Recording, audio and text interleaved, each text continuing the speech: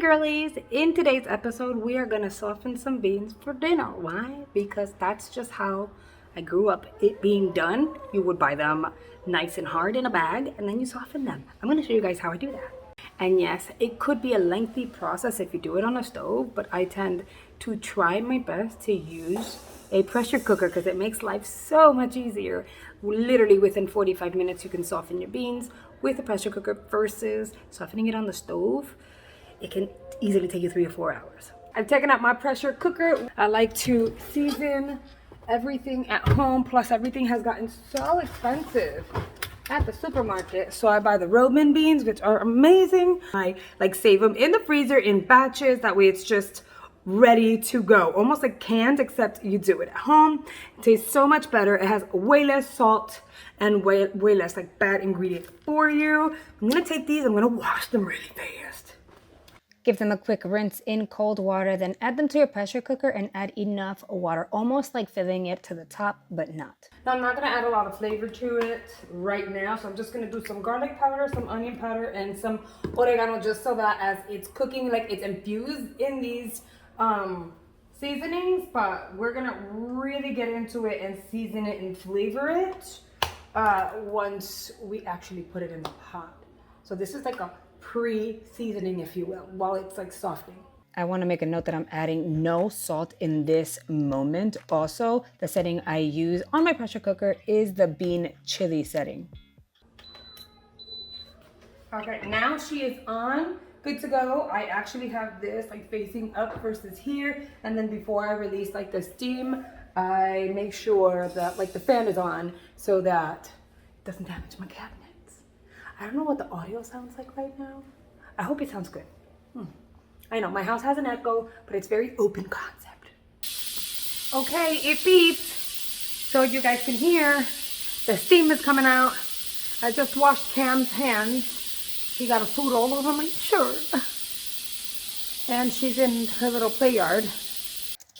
Okay, let's prep our ingredients. You're gonna need some white onion, sweet yellow pepper, red bell pepper, whatever meat is your choice, but mine happens to be bacon for this day. A good amount of bacon always works. I have some garlic, some store-bought sofrito. I prefer my husband's homemade sofrito, but I didn't have any at the moment. Some onion powder, garlic powder, again with the oregano, and then whatever little packet of flavorful seasoning with achiote that you have, just for a little bit of color. You're not going to need any oil for these beans today. We are ready to cook our beans for the day. You need a deep pot. You don't want it to overflow. Grab your bacon, pop it on to that pot, and just start browning it. That's going to take a little bit, and that's perfectly fine, but you want those flavors, those oils. So just brown it and be ready, guys, because you're going to do a lot of mixing. What I like to do, and you'll see that here in this video, is I like to add ingredient, mix it. I'll give it about a minute in between and then add the next ingredient. Mix it again, give it a minute. Go ahead, add another ingredient. And so for me, how that works is I just like to infuse the flavors before just throwing everything into the pot. It just, I don't know, the flavors just kind of burst out of each ingredient, making it taste way, way better. But yeah, mixing is gonna be your best friend. Now we're gonna add our white onion. If you don't have white onion and you have red onion, that's perfectly fine. I had a white onion. I'm not that picky. Give it a nice little mixy. Again, give it about a minute and then go in with your next ingredient.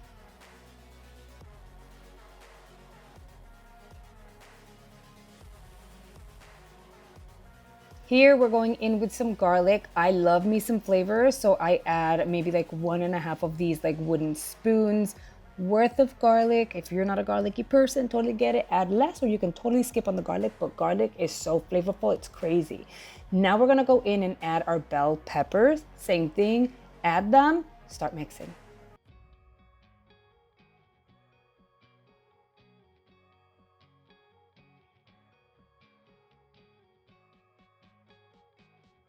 And this is what it's looking like. Yes, it's browning at the bottom, but that browning is a lot of flavor too, guys. Now we're gonna go in with the sofrito. Again, not my preferred, but it kind of is what it is. It's what I have on hand. Again with the mixy mixy. Oh my God, I should make a shirt that says mixy mixy. And here's the fun part. You're gonna add beans. I added 3.5 ladles of beans into the pot, and then the rest I did store and then froze. So it's a great way to get that ready for the future. And then I'm adding 2.5 ladles full of the broth.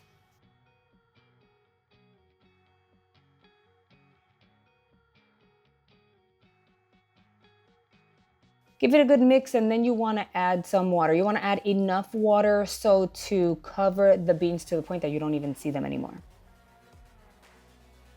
There's my little packet of Sazon. It's kind of what I have on hand.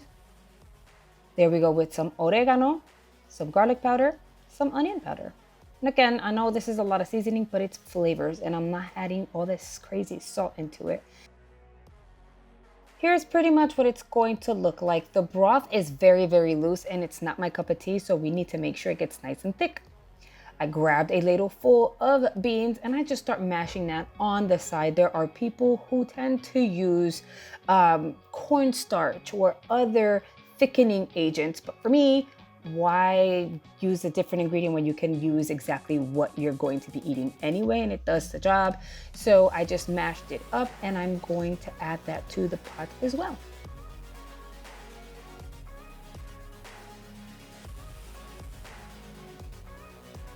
And you guessed it, give it a nice little mixy mix.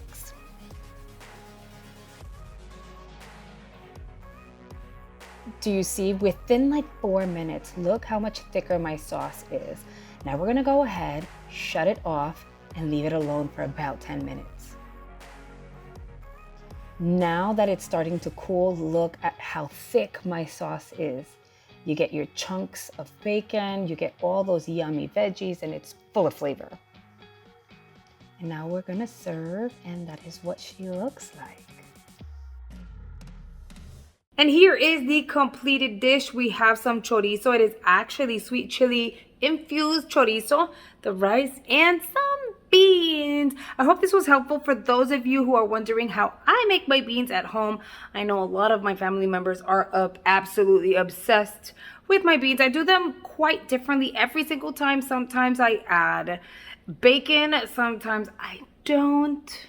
Sometimes I actually add the chorizo into the beans. Either way, those are most of the steps I take. If you choose to recreate it, let me know whether or not you enjoyed them, and I'll see you guys on the next one.